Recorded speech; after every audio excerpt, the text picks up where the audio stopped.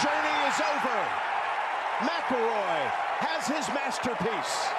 It took 15 years for him to get that moment. That's how much it means. My name is Bryce Wilson, and I'm a mental performance coach who coaches athletes on how to go from a loser's to a winner's mindset. Today I'll be reacting to the 2025 Masters Tournament. Now I can't really give an analysis and breakdown of the golf tournament highlights because I don't know what's going on in their head. But the best way to do that would be to watch the interviews of the champion to see what was going on in his head during the tournament. Let's get into it. There's 10 years or 15 years of pent up disappointments and emotion and coming back to this tournament every year and wanting desperately to win and not being able to get the job done. This is the side that most people don't see when they see a champion win a trophy. To become that champion, to become that person that is the best in the world at what they do, there has to be failure over and over and over for years on end, for decades, for 15 years in Rory's case, just to get that one glorious moment when they reach the mountaintop. That's why you shouldn't compare yourself to pros or even to some of your peers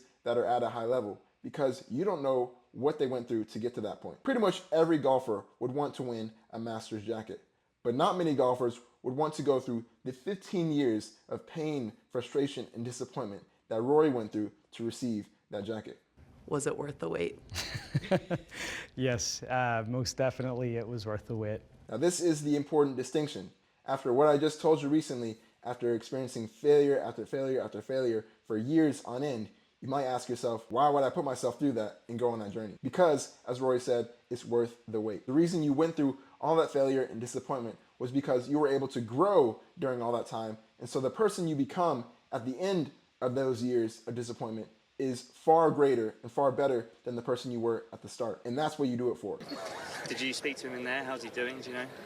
No idea. Didn't talk to me once all day. This was an interview that a lot of these news channels are trying to make something out of nothing. But I wanted to offer that perspective of why Rory might not have wanted to talk to his competitors during the competition. Now, Bryce was the top two in the tournament for most of the tournament up until the last day when it kind of fell apart. But since he was in the top two, Rory might not have wanted to talk to Bryson because he didn't want to be friends with him.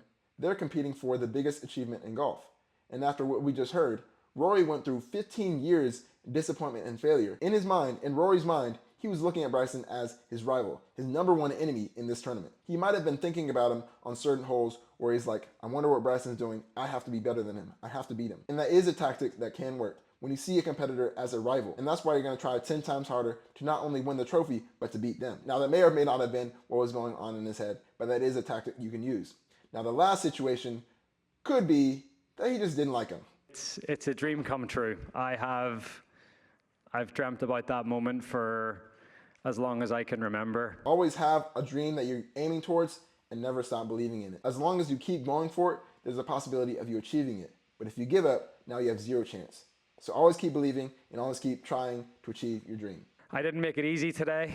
I certainly didn't make it easy. I was nervous. It was one of the toughest days I've ever had on the golf course. I'm glad he said this, and this is important for more athletes to be open about how they feel during tournaments and games and matches, because a lot of fans and people think that these athletes are just superhuman, that they don't experience the nerves and fear that they experience. But guess what? They experience the same nerves and fears that you experience, but on an even bigger scale. Imagine millions of people talking about you if you win or lose. So they're not superhuman. They still feel what we feel. They've just learned to deal with these nerves. He's been in dozens of majors and he's experienced high pressure over and over and over. So now when he experiences these nerves, he's still able to perform his best, but that doesn't mean he doesn't feel the nerves. You're gonna feel nerves always, but it's how you deal with them that matters. In a funny way, I feel like the double bogey at the first sort of settled my nerves. Here's why this might have happened.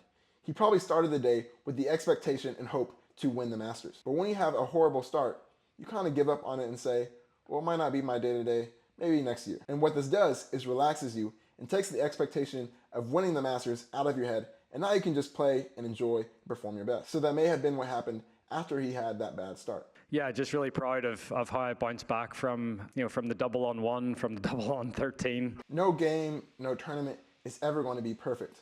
Imagine going through 15 years of disappointment and frustration only to get to this Masters and you have more mistakes and more failures, but you still end up winning. I guarantee you, when Rory dreamt of winning the Masters, he never thought he would have the up and down roller coaster of a tournament that he did. That's why on one hand, when you visualize a certain tournament or game or match, You need to visualize the good and the bad that might happen and how you're going to respond to it. And you do that because you understand that no game, no tournament, no match, no competition you're ever going to play is going to be 100% perfect. But you become a champion by how you respond to failures and difficulties, and that's what makes a winner's mindset. So congrats to Rory McIlroy on how he responded to all those failures, disappointments for years on end to get to this moment, to reach the mountaintop when it was finally worth it.